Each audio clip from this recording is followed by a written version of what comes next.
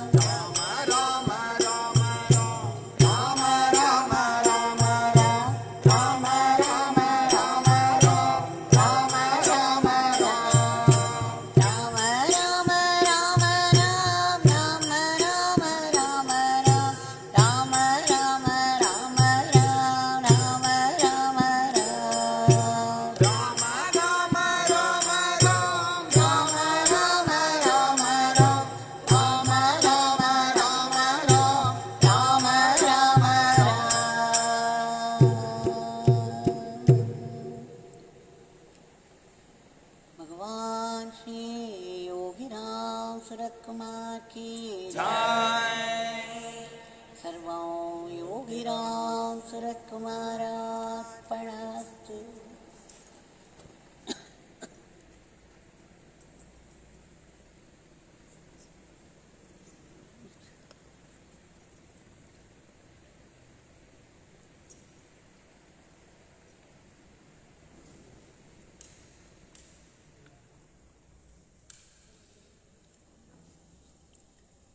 For one more session of Bhagwan's Divya Nama Sankirtan,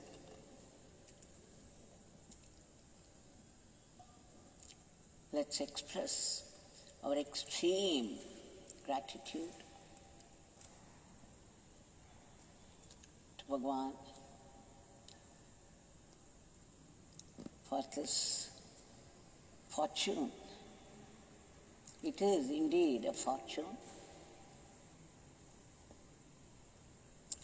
of Shakti. No small grace. We see that this grace, we've been having glimpses of the glory of this grace, the glory of this Kripa Samudram, the ocean of grace. Now today, we shall see two more of such stories of glory.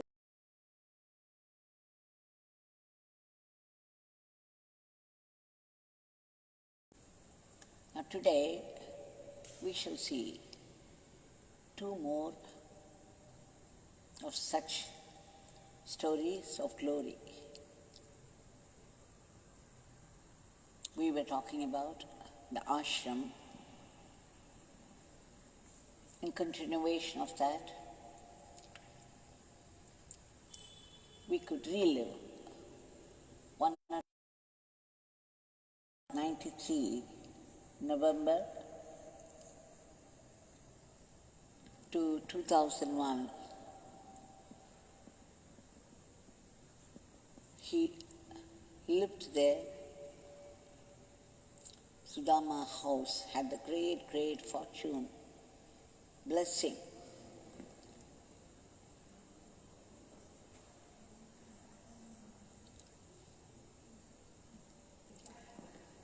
We have Bhagavan.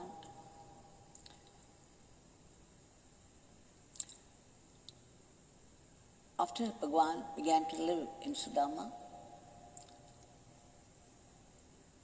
we had a tap, as they call it, fixed there on the terrace, the open ground of the terrace, the floor of the terrace. For some practical reasons, from time to time a battalion of monkeys would visit and they would play havoc around the mango tree, the amla tree. And one of them, after they ate up everything, they would feel thirsty. And they had the brain to open the tap, but they wouldn't close it. Monkeys, being monkeys, it wouldn't strike them to close it. It just didn't matter. Everything is theirs. Everything that's available in nature, they own up. They don't wait to ask. They would drink and then leave it. The beginning we didn't understand because the water would drain. And then we would remember it was hardly any time since we filled it up, and how could this drain? And then we found out it was the monkey. So after that we changed this plastic one to an ever silver, a metallic one. And then it was not only open, usually it would be left open and the water would drain, but after some time we found that there was no pipe at all. This ever silver pipe was gone. Then we fixed up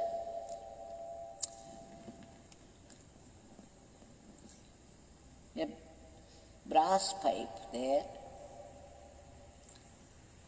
another metallic one, and that was also gone after some time. So mysteriously, they seemed to be disappearing, and we could not put it down to the monkeys because the monkeys won't steal. They're very honest, though they behave as though they own everything around. They would not steal. They are very honest people. And then one day, a boy was doing the stealing and he was caught red-handed. So he was taken to Bhagavan expecting some punishment. Because Bhagavan was there in the body, people could not handle it themselves, so he was promptly taken to Bhagavan. He was a teenager and probably had been doing it for quite some time. And this time when he was caught, everybody expected some harshness from Bhagavan by way of correcting him.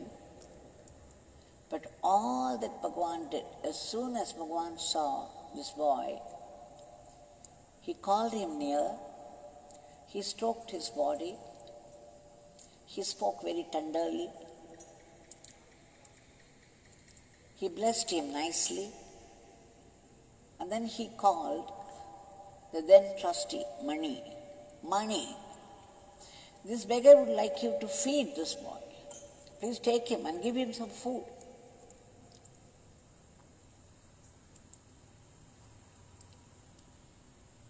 We do not know what was involved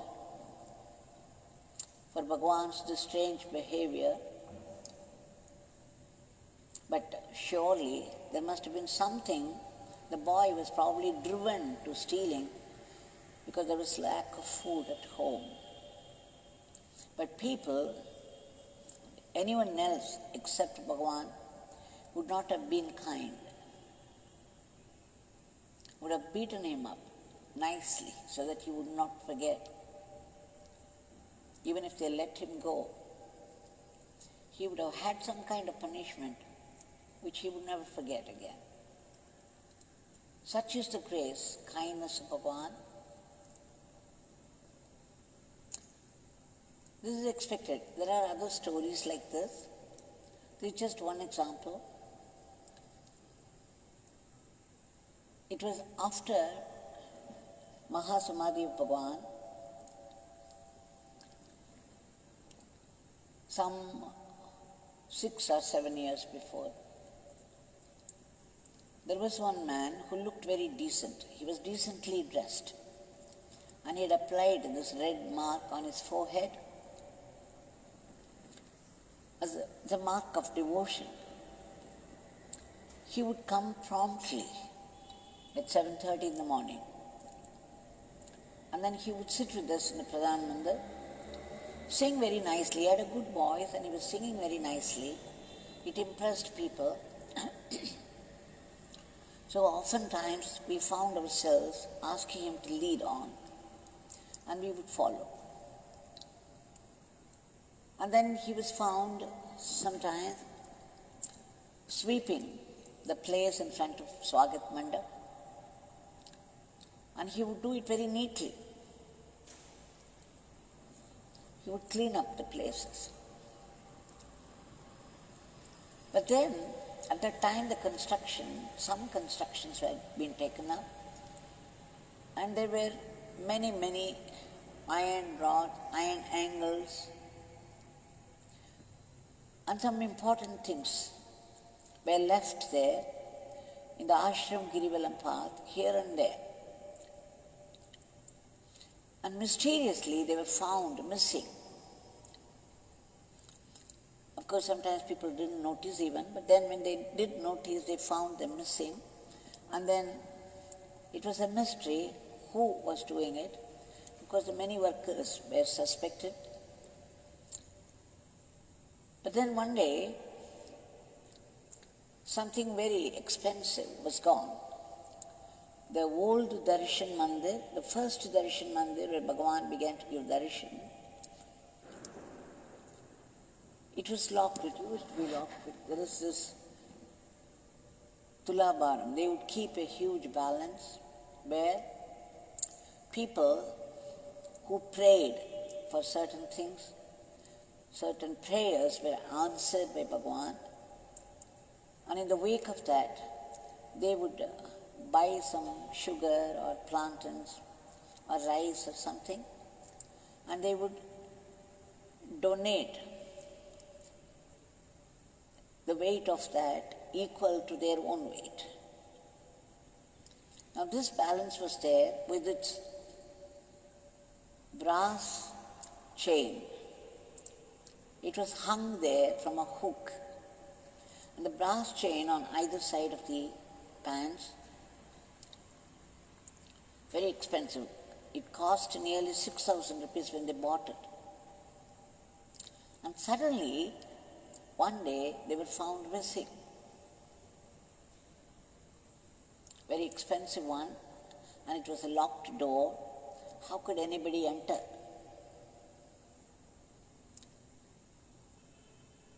Again, we did not know who did that, so the time went on for some. The time passed, a few months passed again. After that, one day, this man, who used to sing so nicely, was always dressed up nicely, who looked very decent by common standards, he was found meddling with some iron angles in one place, heaped up in one place. He had stolen them and kept it because he could not take it out immediately. He kept it hidden in a place. And when he was trying to put them in a bag, when he was about to move, two ashram workers had seen him. He was caught red-handed. And because they had been feeling that things were missing and the workers were all suspected, and nobody knew who did that, and suddenly they had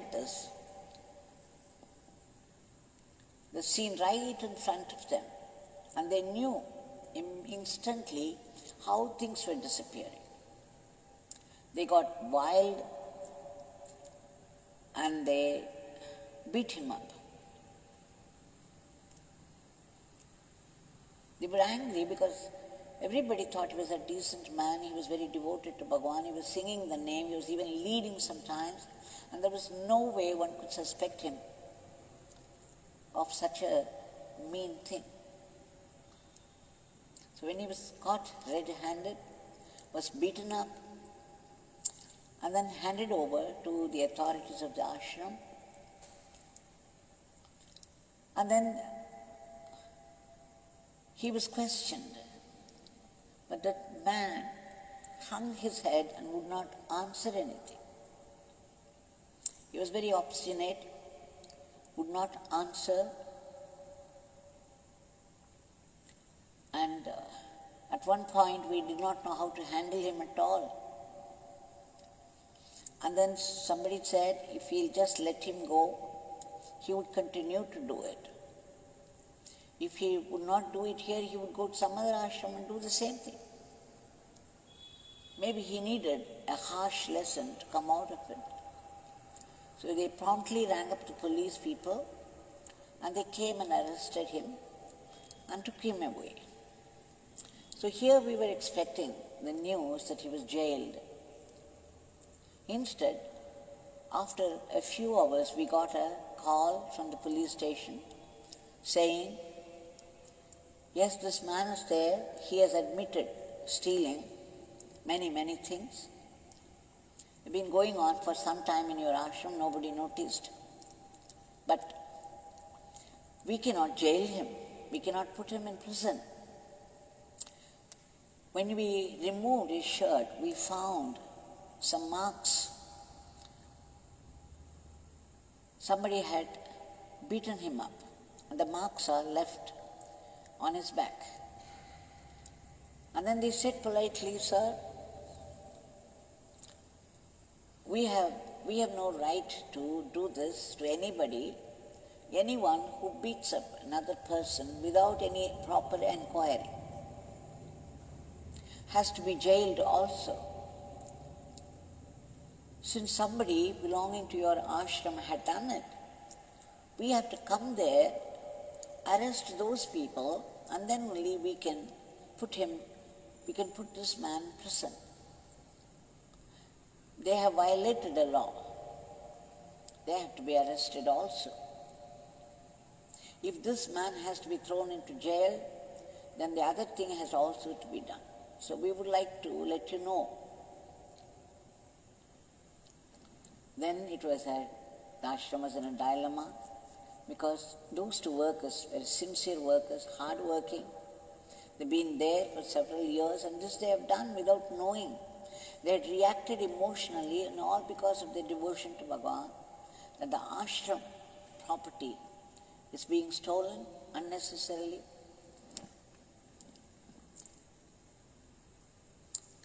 How could anybody do it to Bhagavan? So that was their reaction. So the ashram said, no, it's okay. There is no case against Srinivasan. You can let him go. If you cannot put him in jail, because of this, it's okay, you can let him go. We don't want our ashram workers arrested for this, because it's purely out of love for Bhagavan, out of devotion for Bhagavan. They had done it, and they had reacted in the heat of the moment. So we cannot hand over. Then the inspector said, in which case, sir, we cannot jail this person also, we have to leave him. Then, of course, finally he was let out.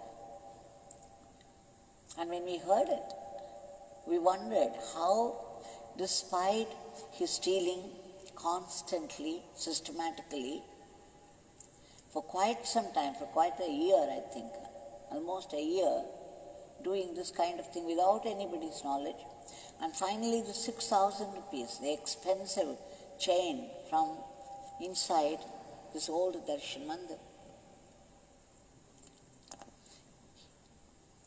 he was released. He was not given any punishment by law. And then it struck all of us because he was singing the name. Whether he was devoted to Bhagavan or not, he was here promptly every day, and he would sing the name in front of Bhagavan's murti day after day after day. And he would sing so well. Then we knew it was Bhagavan's Leela, that Bhagavan did not want him to be punished. We remembered how Bhagavan treated the other thief. And Bhagavan in his own way did a Leela and released this man. Probably he was also chanting, because he was so much used to chanting the name. He was also chanting Bhagavan's Nama to be released, not to be put in jail for quite some time. So Bhagavan granted even that. Such is the compassion of Bhagavan, such is the greatness of chanting the name.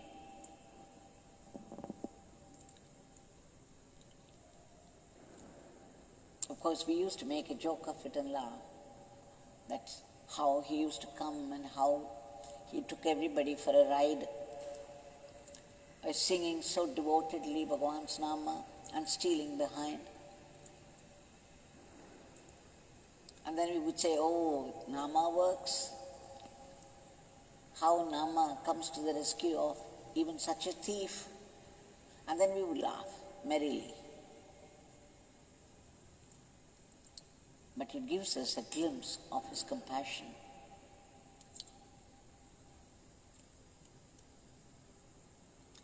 This Bhagavan is here, right in front of us. And this Bhagavan would not punish us once we regret whatever mistake we have done. If we regret honestly and appeal to him for forgiveness, Bhagavan would come to our rescue. So we shall pray to Bhagavan, no matter what the world has done, to invite today's situation where the whole world is caught in the deadly grip of this virus.